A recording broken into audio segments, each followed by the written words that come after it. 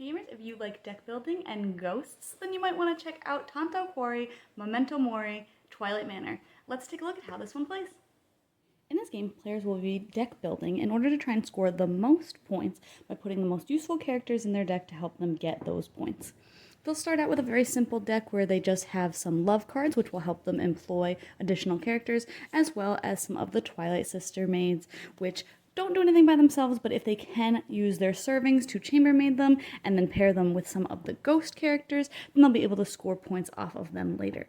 Throughout the game, players will just play any of their love cards, again, to employ staff. They can employ one staff per turn if they don't have any extra buys, as it were, and then they will play any characters that they have bought, and they have one serving, one card play per turn, again, unless other characters can give them some additional plays. So for example, Jack's a great example because he has all the different symbols on him, so he will let you draw a card, he'll give you one additional love to spend, he'll let you play one additional card, and he will also give you +1 employ action as well. Some characters will only have some of these or none of these, so you'll just have to keep an eye out for the cards that will most help your strategy. As you can see, he also has these symbols here. Some characters will have these symbols, which will help players renovate rooms if they can play the appropriate symbols on a room on their turn and have all of those, then they can take that room and it will be worth points at the end of the game as well.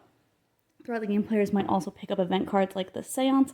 If they do play the Seance at the beginning of their turn, they call for a Seance where all players will take one of their character cards in hand and they must participate in the seance if they're able to and put them face down, and then the player who called the seance will flip over a tarot card and do the action on there. So the tarot cards can add or subtract spirit tokens from the different rooms, and rooms cannot be renovated if they have spirits in them. And then there'll be some other action. In this case, all players would draw 2 cards. Sometimes it'll affect the person who played the highest or lowest character card, or just the person who called the seance. The game will go until all of the rooms have been restored or 2 character stacks run out from the center of the table, and then the player with the most points wins.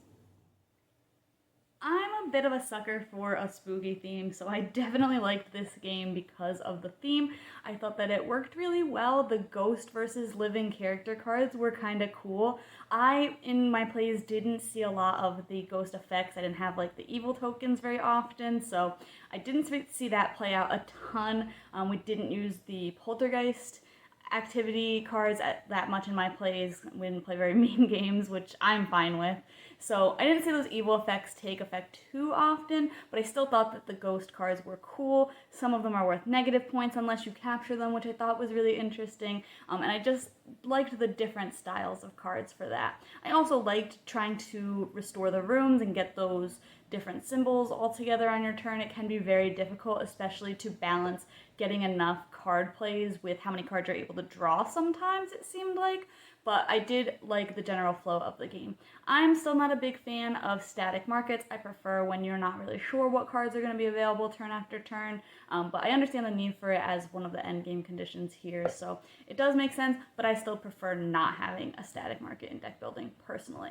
Overall, I did think that the game worked pretty well. Did run a little bit long for me in my plays, but I think that that's going to really vary by player style and how much of those cards that you're buying up and running those stacked down, or how lucky you are in being able to restore those rooms quickly, depending on what cards are in the game and how you're buying them up. But overall, if you like deck building and you like a spooky theme, then I think that this one might be up your alley. So you can check out my full thoughts on the blog today to see if this one's for you.